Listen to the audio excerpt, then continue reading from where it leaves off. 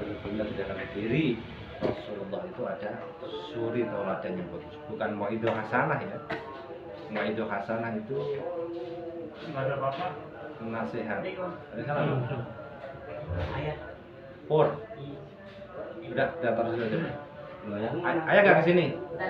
Oh iya ya. Ayo Pak. Ya. Sudah cepat Ya sudah taruh situ aja. Jadi di dalam diri Rasulullah itu ada suri tauladan yang bagus.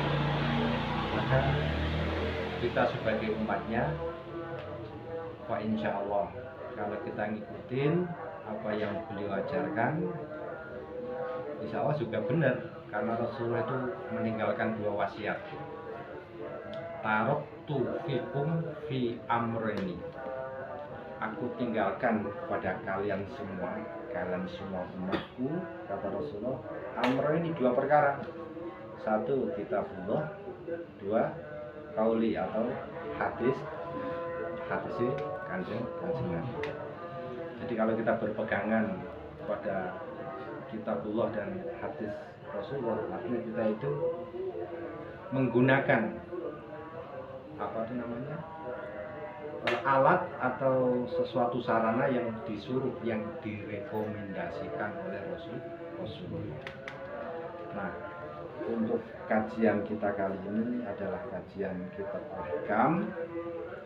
Kitab Al-Hikam itu kajian yang mengerucut berbicara tentang masalah hati atau tauhid. Rasulullah pernah bersabda yang artinya di dalam diri manusia itu ada segumpal daging.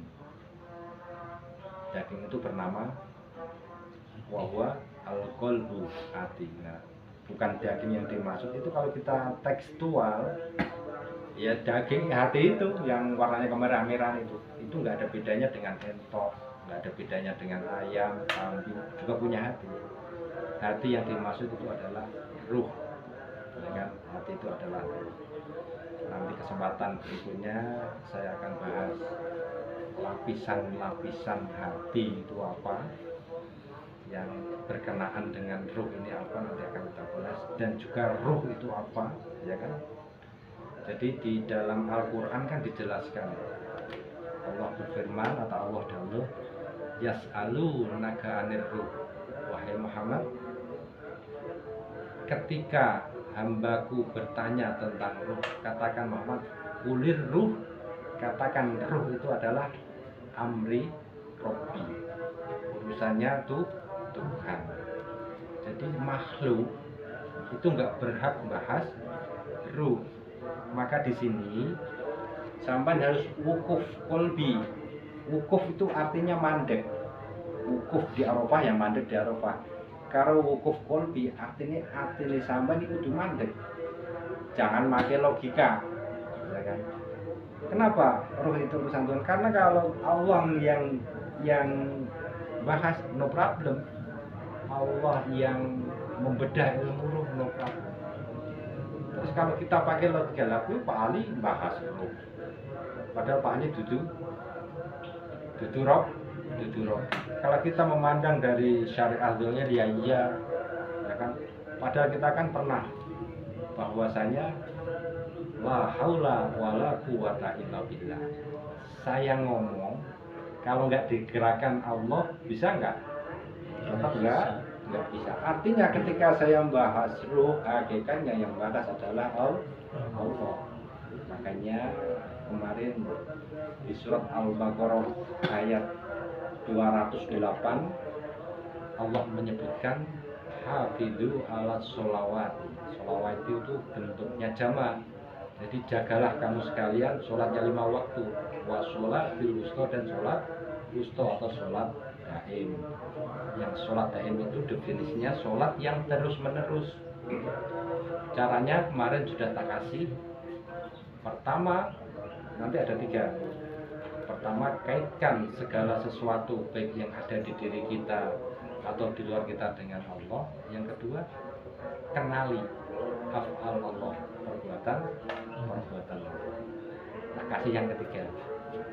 Nanti kalau 3 udah, tinggal nanti melaksanakan yang ketiga. Itu adalah yang namanya apa itu? Uzlah garis miring uzlah atau kita nyepi itu kholwat. Nah, itu definisi daripada kholwat adalah mengasingkan diri dari keramaian hiruk pikuk dunia. Ingat, yang diasingkan itu diri bukan jasad, ya kan? Maka dulu orang berkholwat itu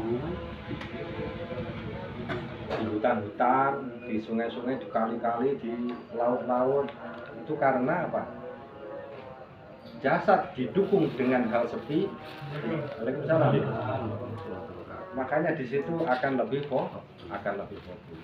Bikin kopi sendiri, Pak? Nggih. Harus kopi. Akan bikin. Sambal sabar. Sarung. Bebas nanti. Kalau diunjuk santai aja.